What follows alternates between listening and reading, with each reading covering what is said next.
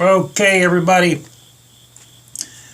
You ever wonder how thick your rotors are before you take it in to get it inspected, or even just for safety concerns? I have a surefire way where you can check the thickness of your rotors without a micrometer. You want to save a little bit of money? All you got to do, you go to your auto parts store, you can buy one of these.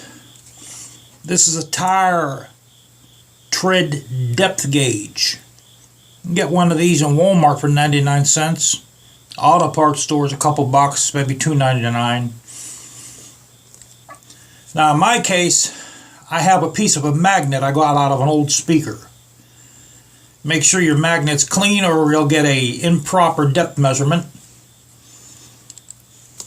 Put the magnet on the other side of the rotor. Make sure your rotor is clean also.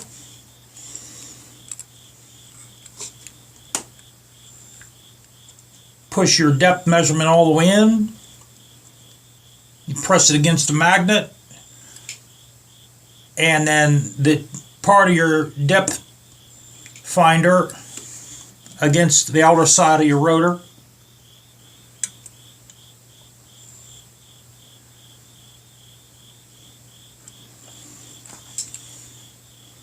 And in my case, I have just under 6 millimeter.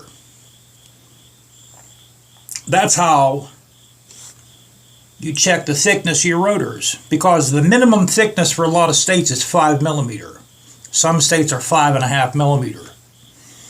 Mine is about 5 3/4 millimeter, maybe 5 7/8. You can't get a really accurate measurement like a micrometer will give you. A micrometer will give you it down to the 1/100th of an inch, 1/1000th of an inch.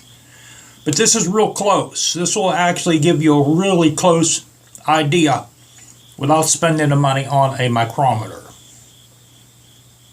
I'll catch you later.